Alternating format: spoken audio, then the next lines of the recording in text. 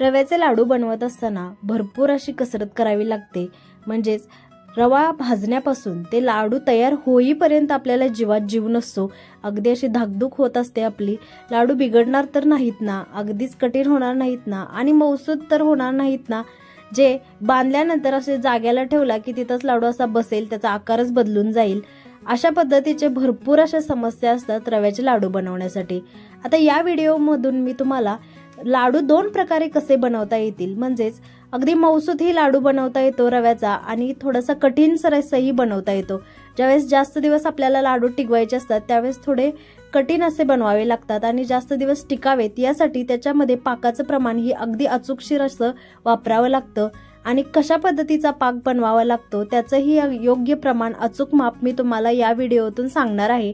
आणि ज्यावेळेस आपल्याला अगदी मऊसूद असे लाडू बनवायचे असतात त्यावेळेस कोणती पद्धत वापरायची त्याचंही डिटेल माहिती मी तुम्हाला इथं सांगणार आहे। आता पहिल्यांदा तर साहित्यामध्ये तुम्ही आता इथं पाहूच शकता, अशा पद्धतीने वेलदोडे, जायफळ घेतलेला आहे आणि थोडी सुंठाची पावडर, म्हणजे अगदी 1 चमचाभर सुंठ पावडर घेतलेली आहे।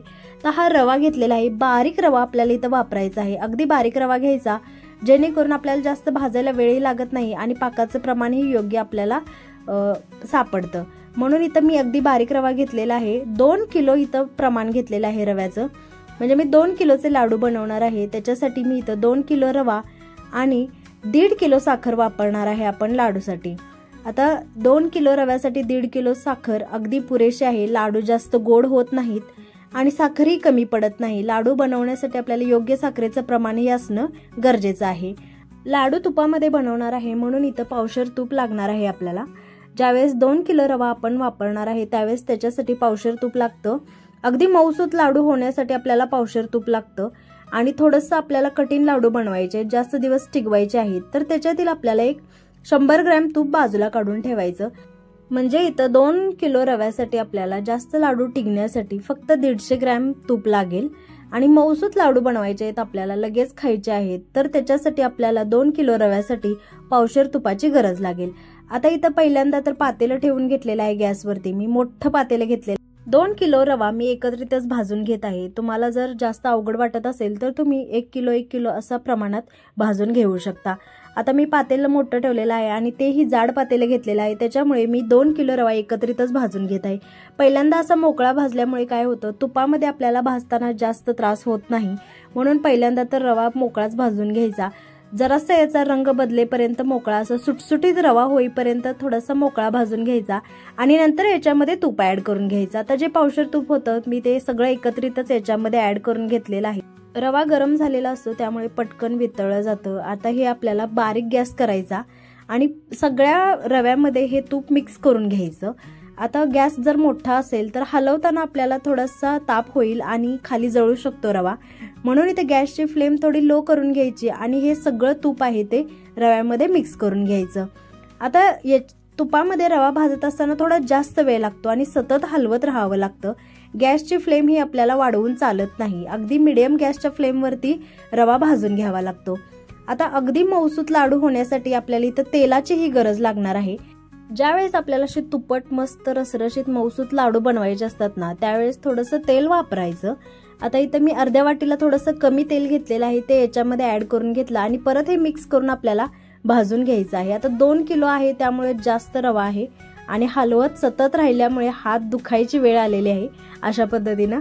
तरी पण आपल्याला हात दुखेपर्यंत इथं हलवत बसावंच लागतं, नाहीतर खालून जळून जो रवा आहे तो काळा होऊ शकतो आणि लाडवांचा रंगही काळा होऊ शकतो। म्हणून इथं सतत हलवत गॅसच्या मीडियम फ्लेमवरती असा घमघमाट जोपर्यंत सुटत नाही तुपाचा आणि रव्याचा तोपर्यंत आपल्याला सतत हलवत हा रवा भाजून घ्यावाच लागतो। ही पहिली स्टेप आहे महत्वाची, रवा भाजणे। ज्यावेळेस आपला रवा भाजायला कमी पडतो त्यावेळेस मात्र काय होतं, लाडू अगदीच असे चिपचिपीत होतात, अजिबात त्यांना लाडूची टेस्ट लागत नाही, शिऱ्यासारखे लागतात ते। म्हणून रवा परफेक्ट भाजणं गरजेचं असतं। जोपर्यंत हात लाल होत नाहीत, दुखत नाहीत आणि रव्याचा रंग लालसर असा मस्त तांबूस रंग दिसायला लागत नाही तोपर्यंत आपल्याला सतत हलवत राहायचं आणि गॅसची फ्लेम ही मीडियम करायची। हाय फ्लेमवरती भाजायला गेला असता तर अजिबात रवा व्यवस्थित भाजला जात नाही। एका वेळेस जळला जातो आणि एका ठिकाणी कच्चा असा राहतो. ते एकत्रित मिक्स केल्यानंतर पूर्ण लाडवांची टेस्ट बिघडते, अजिबात चांगले होत नाहीत लाडू. आणि पाकामध्येही रवा अजिबात मुरत नाही व्यवस्थित.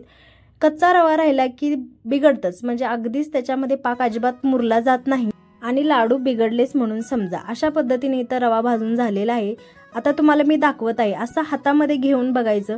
अगदीच आपल्या हाताला असं खरखरीत लागलं की रवा परफेक्ट भाजला आहे असं समजून घ्यायचं.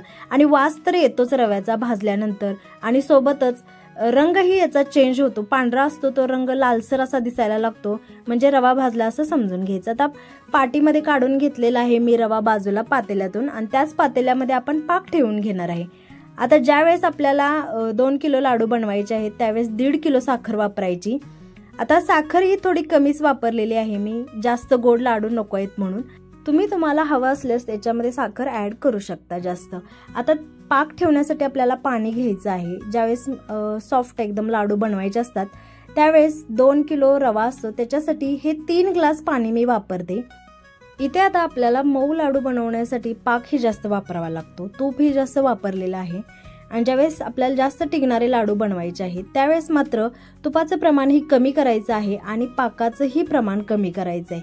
म्हणजेच की याच्यामध्ये जे 3 ग्लास पाणी ऍड केलेलं आहे त्याचं प्रमाण कमी करून इथं फक्त 2.5 ग्लास पाणी वापरायचं, जेणेकरून पाक जास्त वेळ असा त्याच्यामध्ये राहिला नाही पाहिजे, अगदी सुटसुटीत रवा झाला पाहिजे.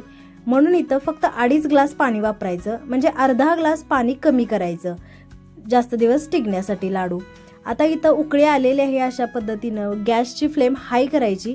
हाय फ्लेमवरती पटकन पाक येतो म्हणून गॅसची फ्लेम हाय केलेली आहे. आणि इथं बबल्स तुम्ही पाहू शकता. अशा पद्धतीनं पूर्ण साखर विरघळल्यानंतर इथं प्लेटमध्ये पाणी घेऊन इथं चेक करून घ्यायचं. ज्यावेळेस आपल्याला मऊ लाडू बनवण्यासाठी थोडासा पाक आधीच आपल्याला म्हणजे कच्चा पाक घ्यावा लागतो, जास्त अगदी पक्का एकदम कठीण असा पाक घ्यायचा नाही. अशा पद्धतीनं ज्यावेळेस पाण्यामध्ये एक साखरेची गोळी तयार होते त्यावेळेस म्हणायचं की पाक आलेला आहे, म्हणजे थोडंसं हाताला चिकट लागतं. पाण्यामध्ये ज्यावेळेस आपण चमच्याचा लास्टचा थेंब टाकून घेतो पाकाचा त्यावेळेस लक्षात येतं की तो थोडासा चिकट लागला की समजायचं पाक आलेला आहे. ही पहिली पद्धत आहे. आणि दुसरी पद्धत अशी आहे की ज्यावेळेस आपण हा चमच्याच्या मदतीने इथं पाक ज्यावेळेस असं वरती घेऊन बघतो त्याची पूर्ण अशी तार तयार झाली पाहिजे. अगदीच कच्चा पाक घ्यायचा नाही, लाडू वळताच येणार नाहीत, आपल्याला बांधताच येणार नाहीत. अशा पद्धतीनं तार यायला हवी, पाकाला जी तार यायला हवी ना ती परफेक्ट असायला पाहिजे. आता इथं तुम्हाला मी दाखवत आहे अशा पद्धतीनं. ज्यावेळेस शेवटचा थेंब पडतो ना त्यावेळेस थोडा थंड झालेला असतो, त्यामुळे एकदम परफेक्ट असं आपल्याला प्रमाण लक्षात येतं. इथं पाहिलंच आहे तुम्ही, असं चिकटसर अशी तार एक तयार होते, म्हणजे परफेक्ट पाक आलेला आहे असं समजून घ्यायचं.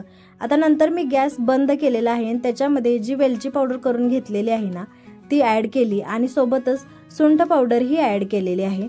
आता इथं जे आपण जायफळ वापरणार आहे त्याचंही एक गुणधर्म आहे की त्याच्यामुळे ही लाडू सॉफ्ट बनतात. आणि जायफळ आपण लाडवामध्ये वापरतोच म्हणून इथं मी वापरणार आहे.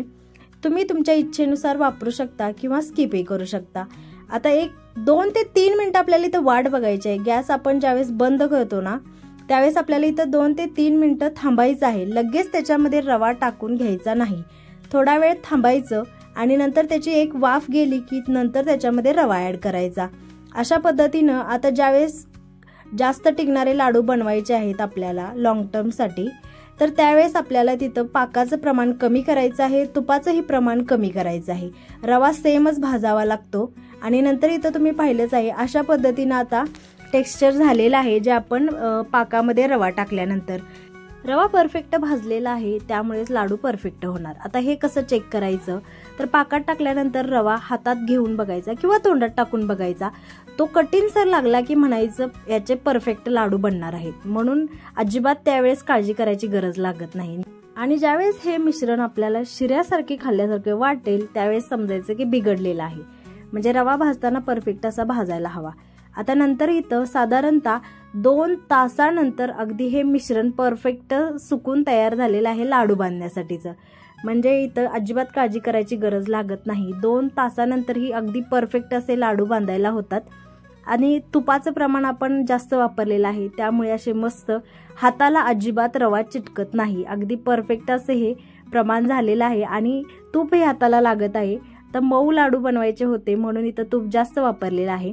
आता सांगितलेल्या टिप्स तुमच्या लक्षात आल्याच असतील. तुपाचं प्रमाण कसं वापरायचं, कोणता लाडू बनवण्यासाठीचं, कमी जास्त प्रमाण हे कसं करायचं आणि सोबतच पाकाचं प्रमाण ही कसं घ्यायचं. आपल्याला हव्या त्या पद्धतीनं आपण लाडू बनवू शकतो. अगदीच ह्याच्यामध्ये काही वेगळं असं करावं लागत नाही. फक्त प्रमाण परफेक्ट असणं, अचूक प्रमाण असणं खूप गरजेचं असतं. अचूक प्रमाण असेल तर अजिबात कोणताही पदार्थ बिघडतच नाही. आता हे दिसताना अवघड वाटते, परंतु ज्यावेळेस आपण करतो, प्रत्यक्षात ज्यावेळेस कृती करतो ना, त्यावेळेस अगदी सोपं वाटायला चालू होतं. फक्त प्रमाण अचूक असणं गरजेचं आहे. व्हिडिओ तुम्हाला आवडले असल्यास व्हिडिओला नक्की लाईक करा, शेअर करा, कमेंट करायलाही विसरू नका. आणि याच्यामध्ये ज्या मी टिप्स सांगितलेल्या आहेत त्या तुमच्या उपयोगी पडल्या असल्यास नक्की मला कमेंट करून सांगा. अशा पद्धतीनं आता लाडू तुम्ही कोणत्याही प्रकारे बनवू शकता. आणि प्रमाण इथं तुम्ही पाहिलेलंच आहे, 2 किलोच्या प्रमाणात मी सांगितलेलं आहे. ज्यावेळेस तुम्ही मोठ्या प्रमाणामध्ये लाडू बनवता त्यावेळेस हे अचूक प्रमाणाचं माप तुम्हाला नक्की उपयोगी पडेल.